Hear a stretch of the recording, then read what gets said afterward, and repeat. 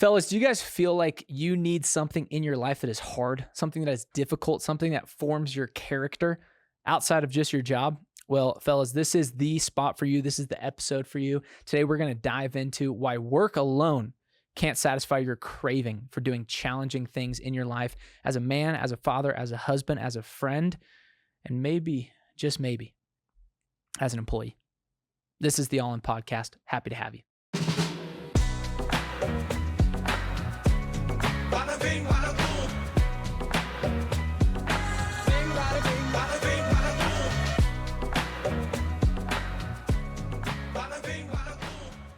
All right, boys, here we are.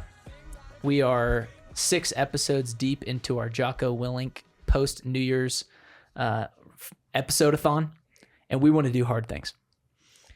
And here we are, we're sitting back, and we are talking about the fact that men like to do hard things. Even if they don't say they want to do hard things, deep in the heart of every man is that desire to prove to themselves, am I willing, am I able to be under the gun and to prove myself right when the challenges are difficult. So when we talk about manhood, one of the things that comes first to mind is our career. And we'll talk about that. But what I want to talk about is the outside of that, the time that you're spending outside of your work. And do men need to have things in their life that are challenging them? My answer is going to be yes, but I'd like to dive into why that is. Fellas, what do you think men need outside of their work to continually challenge them? Well, I think for so many of us, work just becomes our identity. It's easy for us to escape into work. There, in a lot of, lines of work, there's opportunity for continuous advancement. If I can do well here, then I can advance in this way, or I can get a raise here, or I'll get a promotion, or I'll be noticed more, like whatever it is. And so it's really easy just to focus, all of your mental energy and honestly a lot of your physical energy as well as, going into the workplace, which honestly is not necessarily a bad thing, to be driven at work and to seek, I would say, personal and company-wide achievement in your line of work. But then ultimately that can become an obsession. Something, this is just kind of a little bit of a side note, I guess, but I went on a walk with my boys recently, and it was one of the first times I realized, like, oh my gosh, I've kind of been obsessed by work recently, where it's on my mind all the time, and that becomes mentally exhausting, like even in the evenings and things like that. And normally with my boys, like if we're gonna do something together as a family, it's like pre-planned. Like we've got from this time to this time, and my goal is to accomplish this over the course of this 1 hour that I have with them. And then, that again, I have a tendency to kind of be uptight about things, but I was finishing a workout the other day, and my kids usually hang out in the garage with me while I'm working out, particularly if it's in the afternoon. And then afterwards I was like, you want to go on a walk? And we just went on this like leisurely stroll where there was no activity. And that was one of the first times that I realized, like, oh my gosh, I think I haven't allowed myself to enjoy leisure like this in a long time outside of work. And so right now, this is a question that I'm even asking myself right now, is that family life can kind of become all consuming, work can kind of become all consuming. Like, is there another area of my life right now where I can, I don't know, pursue greatness, outside of just work? Does that make sense, what I'm saying? Yeah, I think that's why I picked up golf, Yeah, no, for sure. You're pursuing greatness. Get your heart rate up. Trying to get my tour card, in a couple of years, chasing scratch here. No, yeah, I totally agree with you. Like, yeah, I think there's a desire in many men that we know, in many men that maybe we're walking with in friendship, that there's something about work where work is demanding, and I think it should be demanding. If you have a career where you feel each day like you didn't add a ton of value or you weren't challenged, those are days where I personally feel kind of worthless in my job, versus days where I feel challenged are days where I leave the office and I'm like, man, I really felt like I got a lot done today. I felt really invigorated. I felt engaged in my work. But I do think that when challenge comes from work, it isn't necessarily chosen by you. it's placed upon you by outside pressures. Could be a boss breathing down your neck saying, hey, we need the slide deck by this deadline. It could be hitting quota of your sales for that quarter. It could be a stress of needing to perform so that you can get that raise or get that stipend or get that bonus. And I think that those things build confidence, but they don't build nearly as much confidence as when you're choosing stress and obstacles for yourself. When the obstacles aren't outside imposed, but are somewhat self-imposed. And so you're choosing the hard thing, and then you also get to see the results of the thing that you're choosing for yourself, and not that is being asked of you. Have you seen that, Jose, in career or outside of? Of just like choosing hard things for myself. The difference between choosing it for yourself versus that being placed upon you in your work or by an outside influence. Yeah, it's funny. I my whole life I've just always struggled with authority. And I was talking to a friend last night of like, remember in school when, they'd ask you to like read a book and you have this much time? Well, now I don't want to do it. But if I pick up this book on my own, I'll read it in like 3 days. And it's like, and that's kind of similar. I feel like a lot of times at work, I'm asked to do something hard and I'm always like, oh, why me? Why are you asking me? Like, I don't want to do this. But when I'm the one seeking it out, I'm a lot more bought in. There's more at stake, I feel like, because I'm actually willing to engage this. I don't know if that's what you were asking, but I do feel like there's a little funny caveat for me specifically that whenever it's asked of me, I will do everything in my power to combat it because I don't like to be told what to do. And I just need to grow up, And when you choose it for yourself, what's the opposite of that? I think when I choose it for myself, I'm a lot more open to failure, right? And maybe that's why I don't like being asked to do things. When I choose something for myself, I'm a lot more open to failure and learning from that. If it's something that's really hard that I know is going to challenge me, but I'm in this because I chose to, and I mess up, then I can grow from that. And I can do something better next time. And I can keep growing and keep growing. If someone asks me to do something, if I fail, that could affect how that person sees me, and I don't want that. I'm wondering, Clayton, in your new role, it's a lot more outcome based. It's like if your job is to raise a certain amount of money and you're trying to hit that goal. And I think that oftentimes some of my frustration in work comes from, I feel like I don't control the results because I am leaning on other people to help me provide the outcome that I'm looking for. Someone described to me working on a team like being in a giant group project in college, where it's just like you need the other people to contribute to actually get the outcome that you're looking for. And also in work, oftentimes effort doesn't equal the results that you put in. So you put all the effort in, but maybe you're not seeing the outcome on the other end. And I'm wondering if your kind of new career has shown you that in a new way. For sure. Definitely. I think that all of us want to be able to control events and control outcomes. And sometimes you can do everything right and not get the outcome that you want. And sometimes you can do everything right, over a period of time and, over a period of time still not get the outcome that you want. And so I think that, particularly being new in a role where I'm learning, like I'm growing. There's a lot that I don't know. There's a lot of experience that I don't have. I want to see, things change quicker than maybe than they are currently. I'm like, I want to be good at what I'm doing, but there's only certain things that I can control. And so I think that, with what I'm doing right now, I can't necessarily control the outcomes, but I can control what I do on a daily basis. And is that frustrating to you that you're like, I could do everything right today and still not see that outcome? I think where the frustration comes from is that, like you were saying, I think in a lot of ways, like where I'm working right now, what leadership wants to see is really great inputs. Because if you have really great inputs over 6 months, you might not see results. But if you have really great inputs over 1, 2, 3, 4, 5 years, you're gonna get some wins, And so I think the frustrating experience is not necessarily, I'm not getting the results that I want. I think where the frustration comes in is that, I want other people to see me doing well. And if things are not going well, they must think that I'm doing things poorly. Does that make, you get what I'm saying there?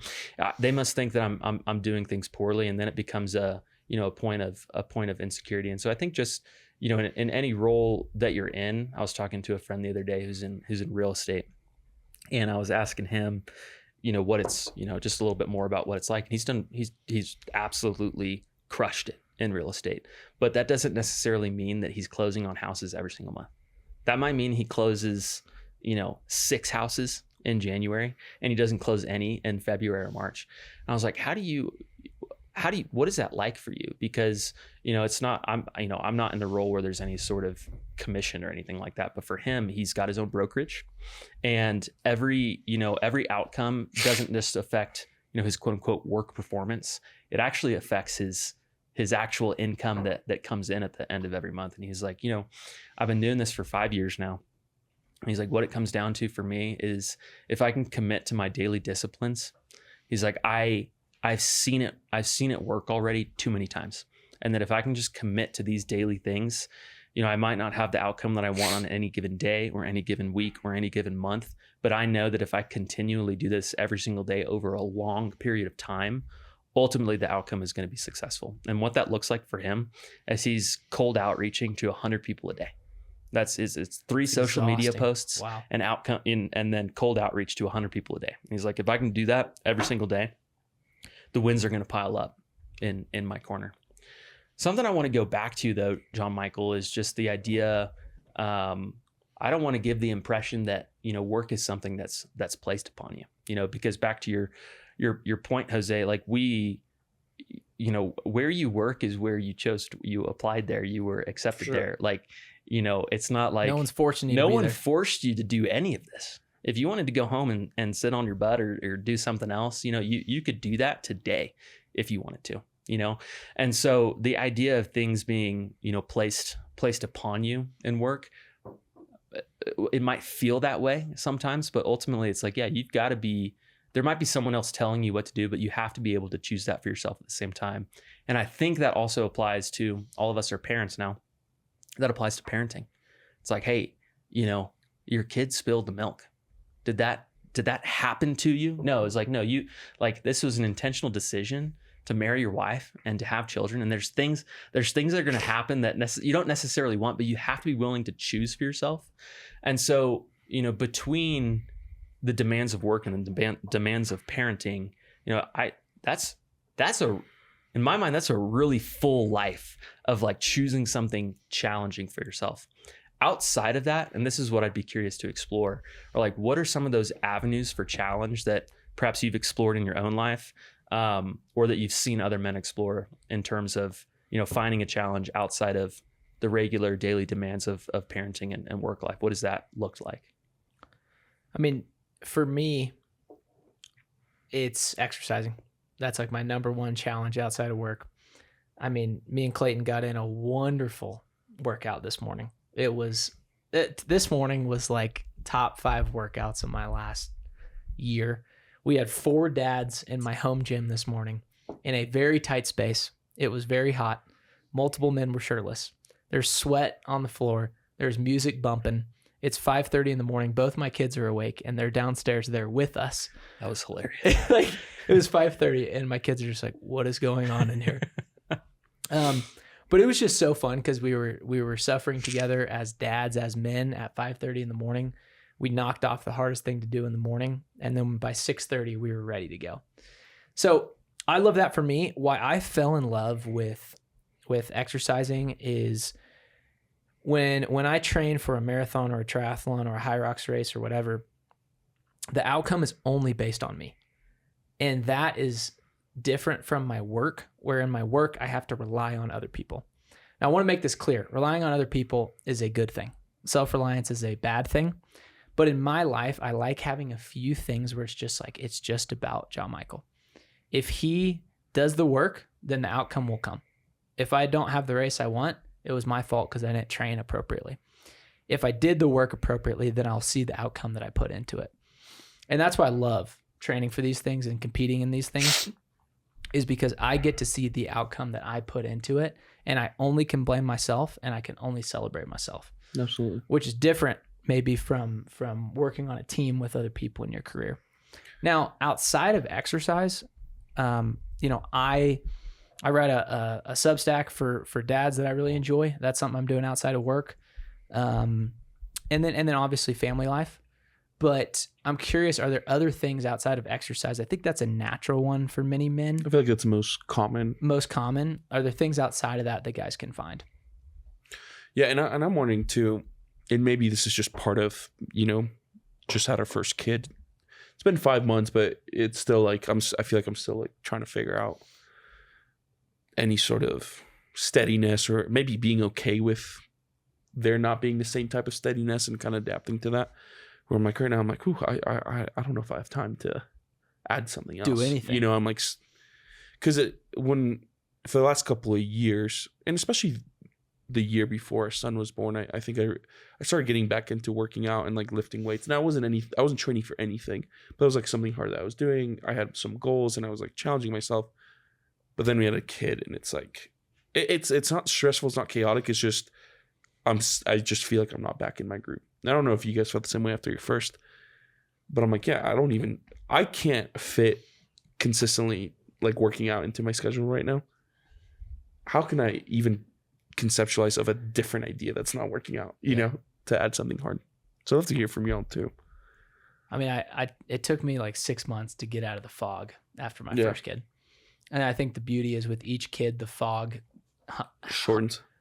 Hangover time gets shorter and shorter, right? To where, after the third kid, it was like 2 weeks, and now we're back into a rhythm. And I'm hoping with the fourth. Well, I mean, part of it is you have to, because there's other kids that need to be on a routine and get to school, and the life doesn't stop just because there's a new baby. So whereas I think like that's the first natural. one, everything stops for you, and you have an excuse, and the whole family can change. Yeah. Where when you have other kiddos and the new one comes in, you can't be like, hey guys, we're going to lock the house for 6 months. We're not going to leave until the baby's 6 months old. You just got to go. So I'm wondering, one area I found is like me and Clayton both did our MBAs post-grad while we were working full-time, and it was a grind. I mean, it really sucked at certain points, late nights, early mornings.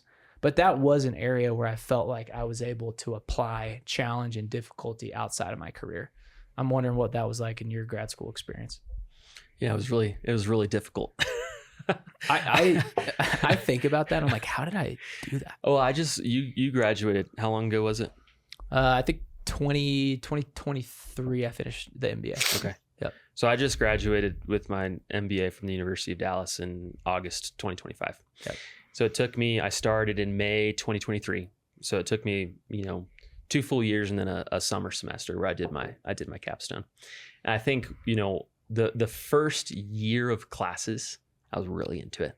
I was like, I'm so glad to be going back to school again and to be studying. There's something I missed about studying, where you go into the library late at night at Texas A&M, you're in Evans Library on the 6th floor. It's dead quiet up there.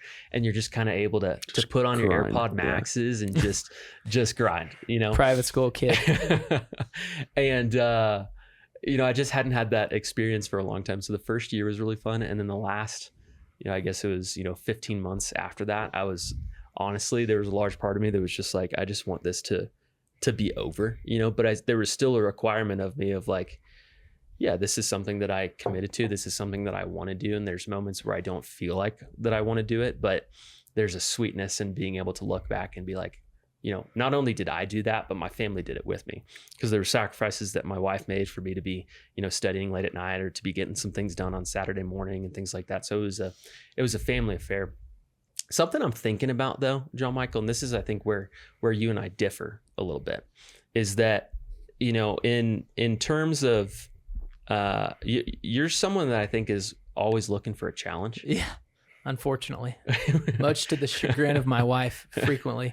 What do you call it? You call it strategic commitment, not an addictive personality. Strategic commitment, not an addictive personality. So, I've run one half marathon in my life, and my goal was sub 2 hours. I ran it in 1:59:40.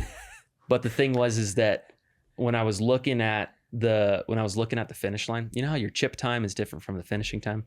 Well, the clock was ticking. It was like 1:59:50. And I was like, oh my gosh, I'm not going to finish. And so I did a full on sprint for like the last 150 meters. Probably didn't look pretty. It probably didn't look as cool as I thought it did, from my own experience. And I crossed the finish line. They tried to hand me a finisher's medal and I refused it because I thought it was a donut. And then I saw these people taking pictures with their medals. I was like, where'd you guys get that? They're like, oh, they're handing it out at the finish line. And the guy was like, are you sure you don't want one? I was like, no, like don't give it to me. But that was the only half marathon that I've ever done. And it was a lot of fun setting a goal and then accomplishing it. But honestly, for the most part in my life, like recently, I was setting goals for the new quarter. And one of the things that I was realizing was that I had a lot of concrete goals for work. The rest of the goals that I set weren't necessarily goals. They were more so habits. Yeah. In activities that I just want to make a part of my life. It was like, I want to make sure that I'm in the habit of, having, time for silent prayer every day. I want to make sure that I'm praying my rosary every single day. I want to make sure that I have a couple sessions of lifting weights and then some cardio in there as well. And the goal is to be able to do that, 4 to 5 times a week type of thing. And I would say that, and then in addition to that, a goal of reading, a certain amount of books over the year. And so I've got a list of books that I'm trying to read. And I would say that, a lot of those things that I'm doing, I would say are at the service of the other main things of my life. And I would say the 2 main things of my life are my workplace and my family life, where I view, my, wanting to commit to reading as, sharpening my mind to be better in the workplace and to be a better husband and father, and then when I look at exercising, it's like, yeah, I want to continue to stay in shape for the sake of my family. And then also, for my career as well, and so I see those things at the service of these other main things in my life. Whereas I think you're a little bit different in that, like, you have an entirely different goal that you've set for yourself that you're going out to accomplish. And I would say I admire that and I enjoy doing the half marathon, but that's really not something, frankly, that I have consistently in my life. Yeah, I mean, I don't know if it's a good thing, frankly.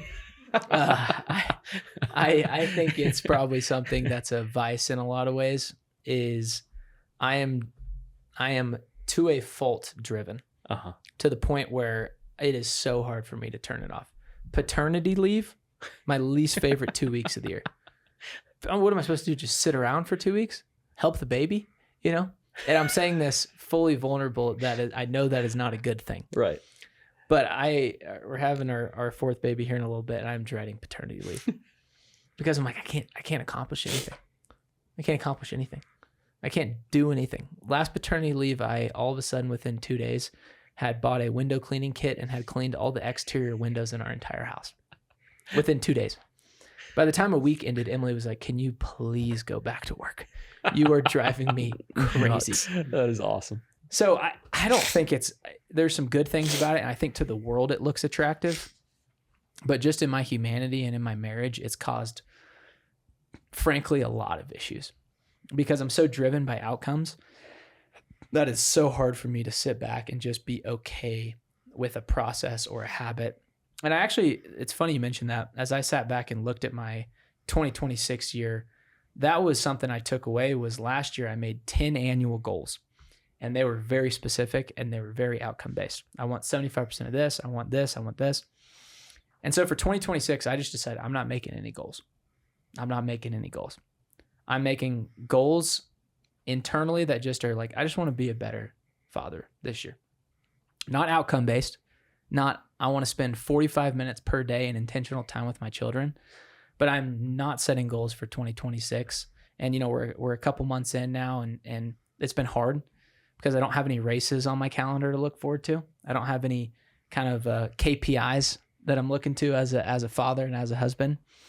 And it's really challenging for me, but that is producing a lot of fruit in my life because I am learning that outcome is not the end all be all of who I am as a person. And I have lived most of my life thinking that outcome and a result and a success metric is the thing that defines me. And it's going to be a lifelong journey. 2026 has been very helpful so far, and I hope I move it forward. Amen. Thanks for sharing all that. Yeah, you bet, man. You bet. So as we come close to time here, one question here is, how do we create a life that challenges us without making us suffer in ways that we don't need to? How do we create an environment where we're being challenged, but we're not taking additional suffering on that we just don't need in our lives? There's a quote that I've been reflecting on recently.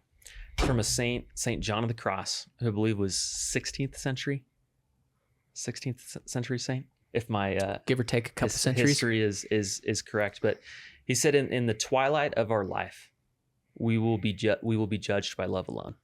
In the twilight of our life, we will be judged by love alone. And it just made me reflect on, so much of my life is chasing the next thing. So much of my life is trying to, accomplish the next thing. And I'm less concerned with, how my character was built in the midst of the thing that I was doing. And I'm more concerned with, the outcome and the goal that I've set for myself and trying to accomplish it.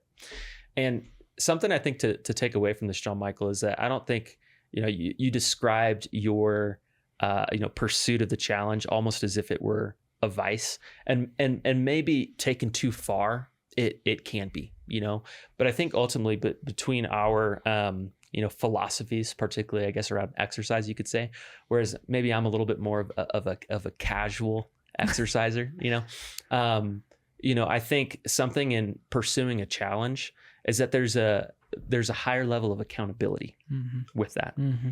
I'm going to run this race in 4 months from now. And there's these habits that I need to have in my life in order to be prepared for that race in the way that I want to be. And so that race is holding me accountable to becoming the man that I want to be in the midst of my daily life, which is I want to be someone that stays in shape and exercises every day. And that race is the thing that's holding me accountable to building the character and helping me become the man that I want to be.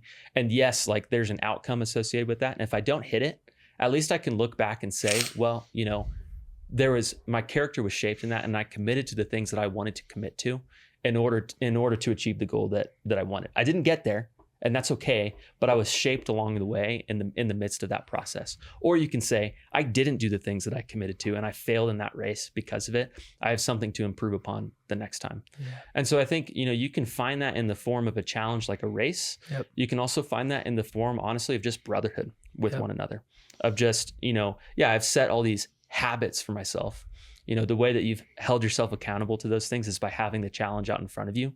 But there's another way to have that as well, which is just, hey, here's the goal of what I'm going after. Maybe I don't have a race at the end of it, but I'm checking in with a friend of like, hey, I'm doing these things because I want to be a husband and father that's in shape. Right. I want to be a husband and father that works hard and works toward a goal. Right. I want to be a husband and father that commits to reading every single day. Right. I want to be a husband and father that takes time for prayer, every single day. And so I think that's something to, reflect upon, is that, you can have that exterior form of a challenge as well, but you can also allow yourself to, set these, habitual goals and then look for accountability outside of just the challenge itself. That's right. And both are good. That's right. And it's all about, your character formation in the midst of that. And then if the outcome becomes more important than, frankly, growing in character, which is going to allow you to love greater, then I think we're missing the mark a little bit.